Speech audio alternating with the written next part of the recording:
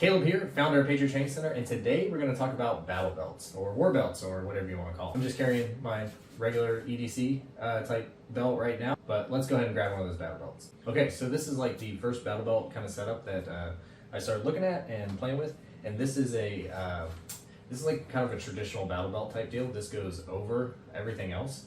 This is the HSGI version here, slimline. It's got padded on the inside, and I'll go over on the tabletop the specific everything set up, but I kind of got everything in here. I got the gun in here and a Safariland holster with retention. As you can see, this sucker here is the kind of drop leg Costa thing. It's got rifle magazines, and it's got pistol magazines. You can see a bunch of other stuff in the pouches. We'll go over that later. And it's got the med kit on the back.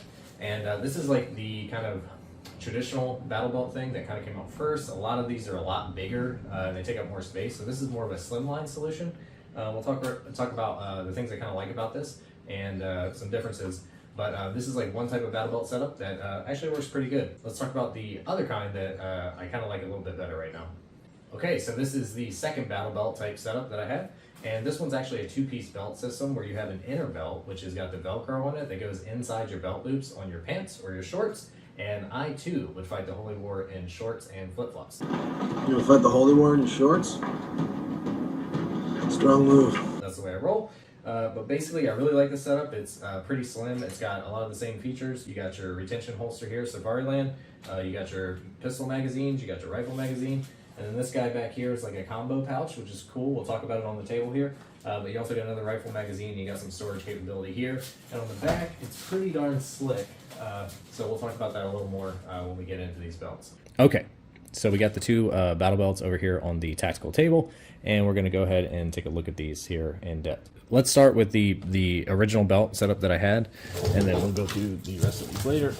Okay, so this is the outer belt kind of system, and again, this I believe is made by HSGI gear. So this belt is actually not that. It's pretty stiff, and obviously it can support a lot of weight, but it's got this, the inner belt is the padded system. So obviously because this is padded, it's meant to go over top of your clothes. Okay, so that's the way that this works, and it has this really heavy duty belt here, and then this ring feature here I believe is a safety thing, maybe if you're doing helicopter stuff or whatever. That's not exactly my expertise, so I don't know. But let's talk about what we got on here. We got the Safariland holster here. This has got retention, excellent, works fine. It's got this. This is a Trex Arms leg strap, okay, and this helps secure it to your leg. I like these. Some people don't, but I really like that. The Safariland holster. I will give you a hint on the holsters. Go ahead and order the light compatible holster if you ever want to run a weapon mounted light. This one is not the weapon mounted light one, but the weapon mounted light ones will fit all your pistols, even if you're not running a weapon light. So just don't even get this one. Give yourself all the options and get the weapon mounted light one. And you may have to do some dremeling or whatever, depending on what type of optic, if you're rocking an optic type thing. This one I do have. This is optic compatible, but optics are changing so much these days that you don't kind of know what you're going to get. Anyways, pretty adjustable with all the Velcro here. And it's pretty slick all the way up until we get to the back here. And on the back, this is a Blue Force Gear, one of their small micro trauma pouch kits. And I like this because all the trauma stuff is like pretty compact, and still you can get to it. You just rip this out from either side, even though it's in the kind of the small of your back area. The thing when you're setting up any of your belts is you kind of want to keep the back side of your belt as slick as possible, because if you're getting in and out of vehicles, you know, that could be a problem.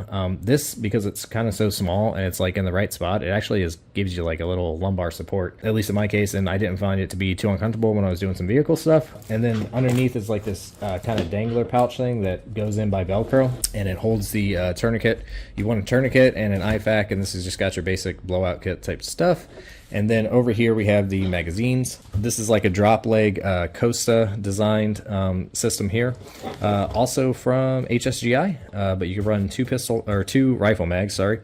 And then it's got two pistol mag holders. And then this one in the middle is like a utility pouch. You can put a knife or a multi-tool, or I just stuck a flashlight in here to show you for the video, which is also how I run it. And then this also has a leg strap to secure it to your leg. So this is a really cool setup if you're looking for the kind of outer belt type design for a battle belt. And let's talk about some of the reasons you might want that. So one thing that's really cool about this, and Kyle DeFore talked about it, is like if you're in a lot of inclement weather and you're wearing a lot of layers of clothing, this is a pretty good solution, because if you have like your clothes and then you got some like insulation layers, and then you got yourself like a big rain jacket or something over top of it, you can snap this thing on over top of all of that and be able to get access to everything pretty easily. Whereas with the other system, you know, you got to work with stuff at your belt line. So if you have a lot of layers on, maybe an outer belt system is the way to go.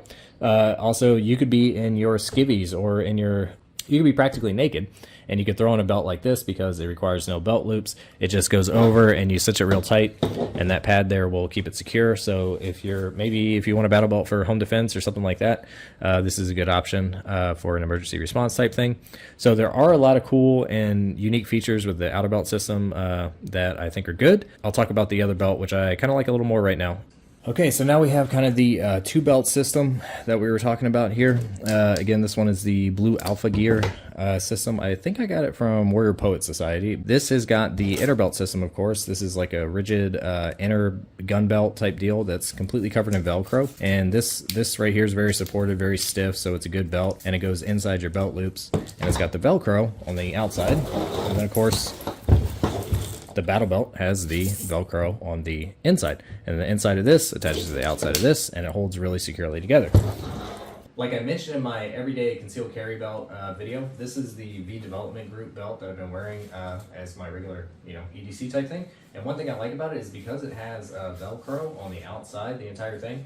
One cool thing is you could be carrying, concealed, and then whatever, what hits the fan or something, tuck in your shirt, and then you can grab a battle belt like this. It's got the outer belt system, and you can just, if your inner belt has Velcro on it, you can just put it right over the belt setup that you have. Rock on with your leg strap here, and now you're kind of over and ready to go. So that's something I really like about it too. So I'll talk about how I kind of got it set up. I again have a Safariland holster here. This has the retention in it, cut for an optic. And then, again, you may have to modify these depending on what optic you're running, because there's so many different optics these days. But this also has the Trex Arms leg strap that I like so much. And then this is an example of what I was talking about. This one is the light compatible version of the holster. And this is a good example here, because this pistol here doesn't have a weapon mounted light, but it still locks in just fine. I think these attach to the trigger guard, but I'm not a holster expert. But that's the reason why that works. So I'll put that over to the side. But yeah, so I really like the Safariland ones. I definitely recommend going with the weapon mounted light one. That way you have the most versatility if you're going to run a weapon mounted light. Again, just has really good standard Cobra buckles. I believe is what these are called. They're very heavy duty. These use like MOLLE as some of the attachment points. And this one, as you can see, is a much more slim and slick design, which I really like. But then going back here, so then when we get to the magazine pouches, the way that I have this one set up is this first magazine pouch here, the pistol pouch, is at a slight angle here. And kind of the reason with the other one that I went with that drop leg kind of system for the magazine pouches is I'm a small guy. I'm like 5'5" on a tall day.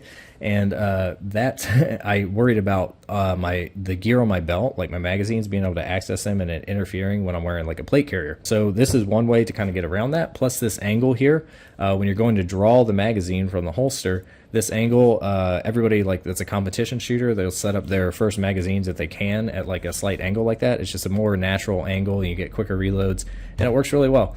To keep things out of the way.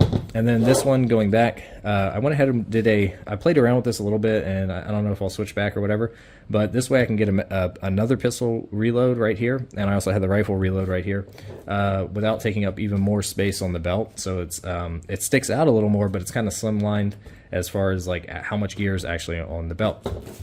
And then we have the Spiritus Systems. I forget the name of this. I believe it's JTSA or something like that. But anyways, this has got another rifle reload in here. They come with Velcro magazine holder things in here. But you can also, what I did, I stuck one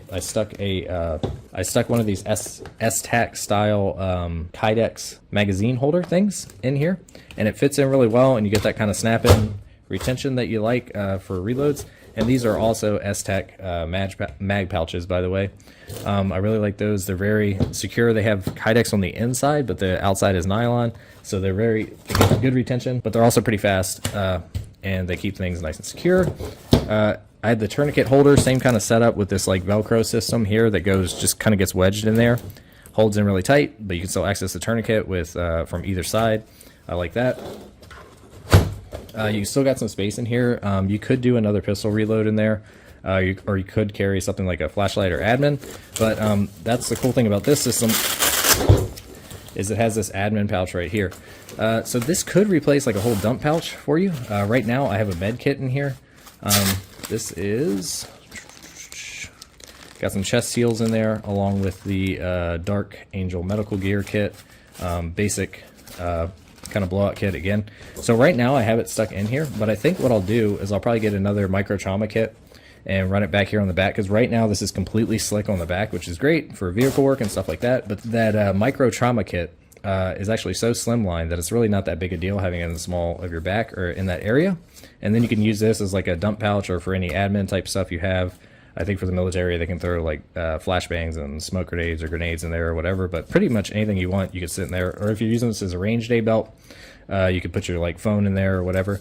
So it's very versatile, and that's kind of the idea I wanted. I wanted to have a little bit of storage space without taking up any more room on the belt, but also be able to run, you know, not take up space that could be used for reloads. So that's pretty much why and how I have that set up. Like I said, maybe I'll do the micro trauma kit here, kind of towards the small of the back.